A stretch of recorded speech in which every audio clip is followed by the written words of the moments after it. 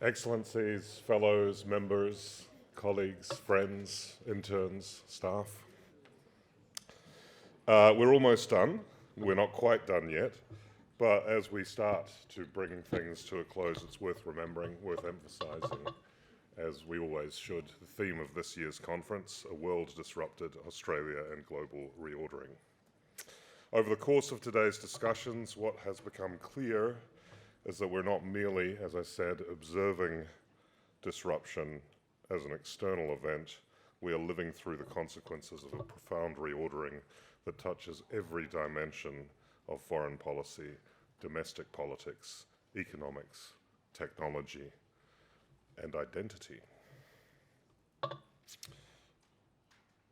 Indeed, we're closing this conference by acknowledging once again that something different is going on. There's no going back to the previous equilibrium. The disruptions we've examined today are now structural.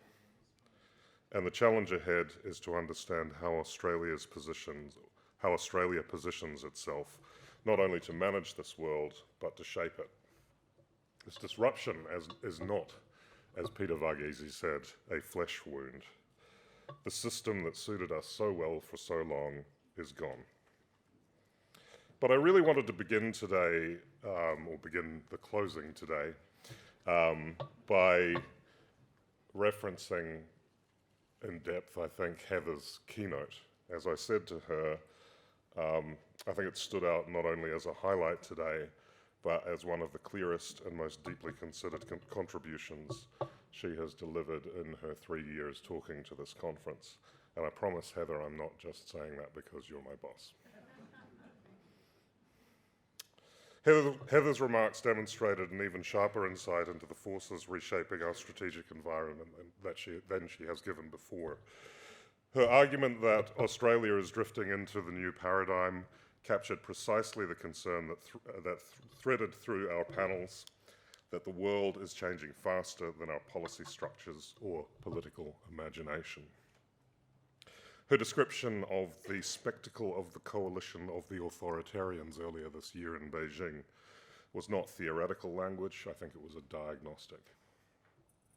It was a signal that revisionist powers are coordinating narratives and postures aimed at drawing a line under the Pax Americana.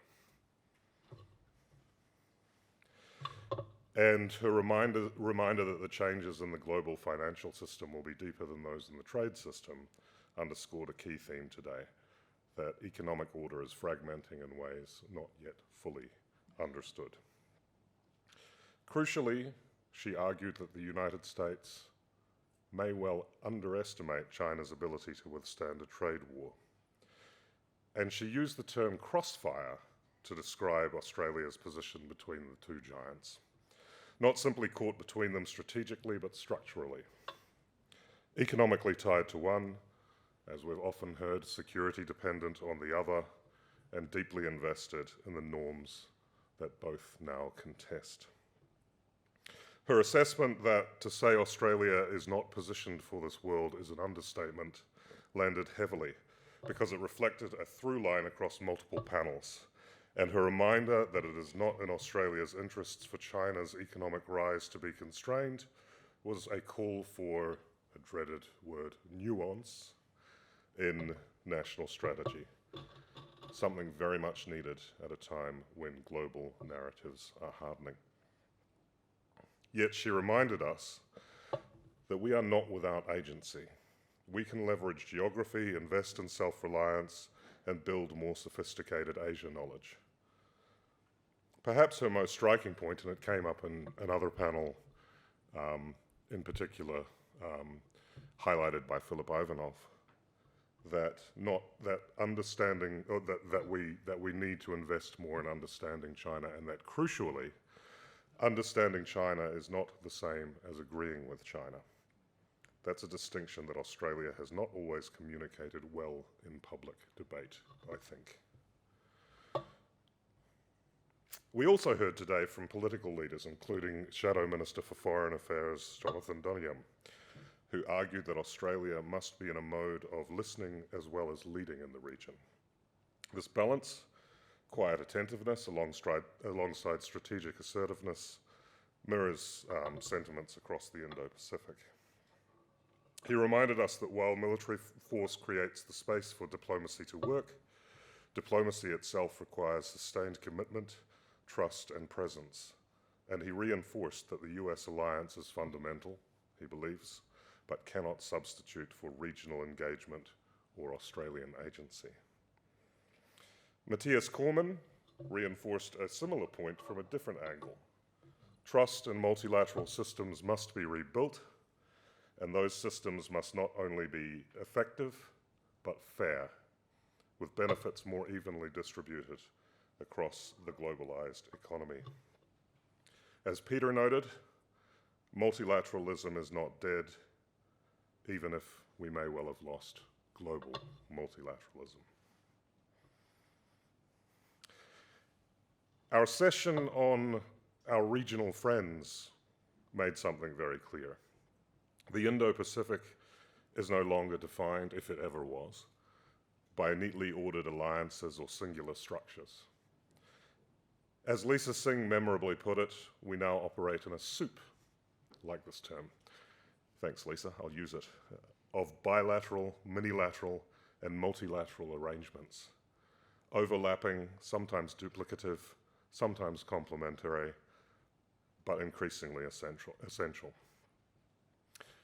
Our speaker from Japan, Tomohiko Satake, stressed that the regional order is changing and that Australia and Japan must cooperate to support a transfer of order, ensuring continuity even as the architecture shifts.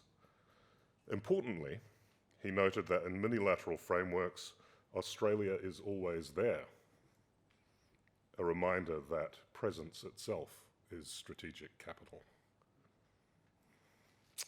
This was echoed by Adrian Ang from Singapore, who pointed to the Indonesia-Australia Security Agreement as part of a new latticework less reliant on the United States. His question, though, how long can ASEAN maintain centrality without unity, remains one of the toughest in the region.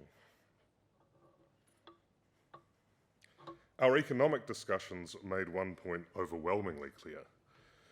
Disruption does not halt commerce, but it does reshape its foundations. Simon Birmingham observed that if past conferences of the AIIA debated whether the world was disrupted, the past tense use of the word in our title settles the matter.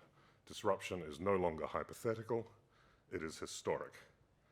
Yet he reminded us that the global flow of goods, services, and investment is so deeply embedded that it will continue even under strain.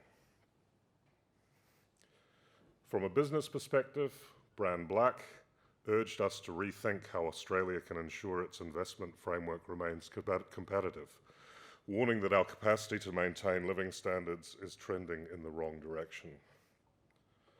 Darren Godwell added a dimension sometimes overlooked. Indigenous co-investment is essential from the outset for major projects upon which we must embark, not after disputes emerge. In fact, early partnership with Indigenous partners will often ensure that those disputes don't emerge.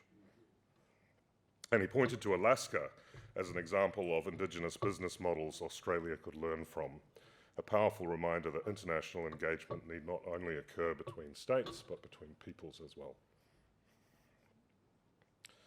The panel on great power relations was eye-opening for me. Several speakers tackled the uncomfortable reality that Australia does not always feature prominently in US strategic planning. That's something that I've noticed not being originally from Australia, and having worked in the United States on Australia as well. Elizabeth Buchanan, in her typical style, made this point bluntly, and Maria Ross-Rubley reinforced it, noting that Americans rarely understand what slogans that we think are effective, like 50 years of mateship, that Americans do not understand these slogans in practice, or what they mean, or have ever heard of them. This aligns with a broader observation today, that Australia's narrative of the United States, as Heather said, is often narrow, binary, and circular, missing the deep internal dynamics now shaping US foreign policy, including what I called and what was echoed, I think, several times, the politics of grievance. As I said, Philip Ivanov echoed Heather's concern on our Asia competence and described a new quiet confidence in China about its own diplomacy, where wolf warrior diplomacy has been rejected, even as Chinese society shows fatigue after so many decades of growth. On the Great Power panel, Ukraine came up several times, with several panelists noticing that Ukraine is teaching us something about resilience and leadership. But also it was fairly, I think, questioned whether the West is doing all it can to help Ukraine not only survive, but win a war that implicates if it loses, the erosion of sovereign principles that underpin the global order. And I think that was emphasized again by Linda in the last panel. On the panel on domestic tensions,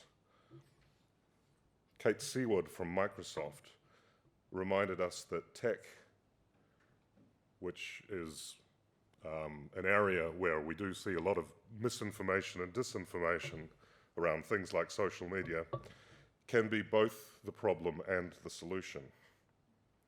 And that diaspora communities are uniquely vulnerable to manipulation in these areas because they inhabit a world of niche communication where social media is so prevalent. I really did enjoy this panel. I enjoyed all the panels. But I think Tim Watts spoke powerfully about Australian identity. He noted that only 10% of Australians believe that being born here is central to being Australian, a contrast with Japan's 90% and America's 40%. Australia's embrace of newcomers, something I personally felt strongly about 2 weeks ago at my own citizenship ceremony, remains one of our greatest strengths. And he said, we don't build pillars, as the Dutch do in their society, for example, or silos. We build an amorphous inclusion, imperfect but evolving. It was a panel, I think, of Australian optimists, but there was one German pessimist voice in the crowd. Christian Rieck reminded us that institutions, and not just good intentions, are required to protect democracy, especially when indecent politicians appear. And Anthony Bubalo offered a valuable corrective. Australians do not need to abandon their national identities when they come from overseas and adopt an Australian one. Expecting otherwise, he said, is simply political laziness. We didn't hear much, or at least I didn't hear much because I was skipping between panels, about the United Nations until we heard from Gary Quinlan, who warned that when we are considering new systems of global order, we shouldn't throw the baby out with the bathwater. The WHO and World Food Agency still have a central role to play. How these very human-centered institutions, though, as well as state governments, will be affected by AI was taken up, of course, by Tony Erskine. And I liked her term that AI was an agent of disorder that potentially has competition and conflict baked into it. So across every panel and keynote, several threads emerged. One, disruption is no longer episodic, it is structural. Two, order will need to be renegotiated, not restored. We're not going back. Three, Australia has agency, but not if we remain complacent. 4, particularly for us, Asia literacy, strategic creativity, and institutional resilience matter more than ever. 5, our relationships with the United States, with China, with ASEAN, with Japan, with others in the region, require much deeper sophistication. 6, identity and social cohesion are national security assets, and we need to preserve them. Above all, the message today was that the Indo-Pacific is not waiting for us to catch up, and neither is the world. The region and the world are already moving through multilaterals, through economic realignments, through technological shifts, and new diplomatic confidence. Australia must move with equal speed, clarity, and imagination.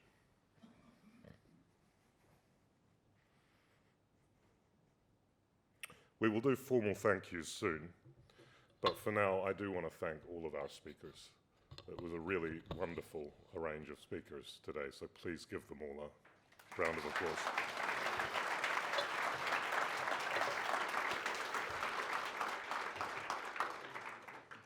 And thanks again to Heather, whose leadership, insight, and clarity helped frame today's discussion. As I said earlier, this was the strongest version of her annual keynote I have heard, and it will set the tone for the work ahead of us.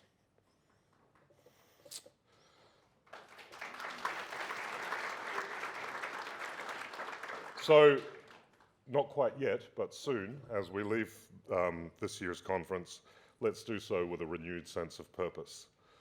A world disrupted is not only a world of danger, it is a world of opportunity for countries willing to think differently, act decisively, and engage consistently. That is the work before us. And as Zara's example shows us, we are the people who volunteer to do it. We are the people who volunteer to do this work and to have those discussions. And you can be part of that too if you're not already. The AIIA will continue to support Australians to know more, understand more, and engage more as this new global order takes shape. Thank you.